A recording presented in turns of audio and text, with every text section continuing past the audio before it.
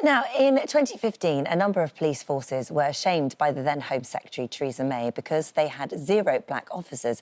In the years that followed, those forces say they made steps to change that. But has it come at a price to others? Well, Matthew Furlong lost out on his dream to become a police officer after he wasn't hired over other candidates, but he recently won a court case in which he appealed that decision, arguing that as a white heterosexual male, he himself had been discriminated against. Well, Matthew and his lawyer, Jennifer Ainscote, joined us now, and welcome to both of you. It's lovely to have you here this morning.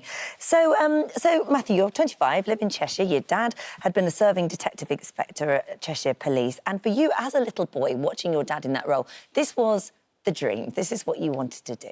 Yeah, I mean, I always saw my dad as a kind of role model. He sort of inspired me to want to join the police in the first place, and growing up with my dad and obviously his friends also in the police sort of gave me a really good insight into the sort of rewards and the difficulties that the police officers have to... And you'd, as a schoolboy, you'd gone and done work experience there, and even at sort of A-levels, you'd volunteered sort of once a week working with the police force. So you were, at a very early age, on track. This is what you wanted to do. Yeah, when I finished my A-levels, I decided at that moment in time I wasn't quite ready to join the police. I didn't feel like I had the sort of life skills yet that I needed to deal with the day-to-day job.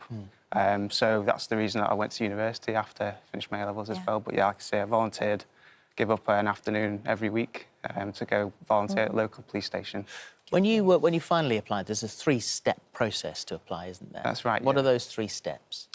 So the first stage is you submit an application form, and then within that there's a competency-based questionnaire, sort of asking questions about situations you've had to deal with in the past, and they're based on certain competencies, including like working with others, assessing your professionalism, things like that. The second stage is quite a rigorous assessment centre. There's various stages in that, including written assessments, and then following that you get then called to come to an interview, should you pass, and that is a panel-based interview within the specific force which you apply to. And once you'd done those 3 stages, which you did very well in all of them, what did one of the interview panel say to you as you walked out? So the chair of the interview said to me, he said, "Can I just say it was refreshing to meet someone as well prepared as yourself?" So, I mean, that's, you know, that's all good stuff. So you must have come away from that thinking, well, surely this is going to be OK. You had to wait for the verdict to come through, and the verdict was a bit of a shock, really. Yeah, I walked away from that thinking I'd absolutely nailed it. Yeah. I went away thinking I was just sort of waiting for the email for the job to start, and... But that's not what it said. What did it say? Well, I've got it here. It says, "I'm pleased to inform you that you have passed the interview stage and we are unable to make you a conditional offer of employment due to the numbers who succeeded." That's right, What was the reaction in the house when you read that? Well, initially, I felt personally embarrassed. I'd gone away from that interview telling people how well I thought I'd done, and then to hear the news that I hadn't got in was really disheartening. But, of course, receiving those comments at the end, I felt like something wasn't quite right. So there was... your dad had a bit of a look into this to see what had happened, see if he could get any feedback of why, potentially, that you hadn't gone through to the next bit. And there was something in the marking system. So when you normally go into an interview, the candidate is then marked. So what happens is, if lots of people sort of pass or go through, they will take the cream of the crop, and the ones with the higher marks will go through. However, in your situation, what happened was candidates were given a pass or a fail. That's right, yeah. So lots of people passed and went through. Yep, yeah. So I think of 180 applicants, 127 passed the interview stage, and there was only 85 positions available. So I guess it was how they then picked those 85, and that's where the problem lies. Yeah, so they implemented 3 selection principles. The first one being anybody that passed who identified as female, black minority ethnic, LGBT or disabled were automatically then given a conditional offer. The second principle was if anybody speaks British as their second language, English as their second language, they were offered a job. And then thirdly, anyone that already works for the organisation, whether that be PCSO or police staff, they were automatically offered a job, and those filled those 85 places. Well, back in 2015, Cheshire Police was one of the 4 forces shamed by the fact that they had 0 black officers. Home Secretary then was Theresa May, told police chiefs it was simply not good enough, said figures which also showed just 28% of the police workforce were female. It should be a wake-up call. So the truth is, really, that you become a victim of the police's efforts to change their image by recruiting more officers from different groups. Yeah, I mean, one of the things, the reason why I wanted to come on today was to express that I am totally for diversity in the police force, and I totally accept that there are underrepresentations of people from different backgrounds, different minorities across all the police forces.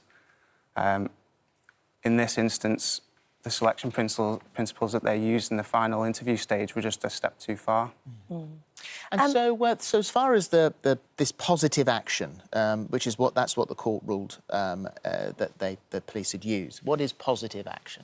So positive action is a lawful way of improving diversity in the workforce. If you feel you're underrepresented by certain groups, you can run a recruitment or a promotion process which allows scoring, which, as long as everybody's of equal merit, if you've got 80 places but you've got 100 people of equal merit, say, for example, you can pick and choose those who have protected characteristics to ensure more diversity in the workplace, and allow that to happen lawfully. But what actually happened in Matthew's case was positive discrimination, because it was unlawful. They had an artificially low threshold so that more people passed. This is an example of how this is happening in the police world. Is this happening across the board elsewhere?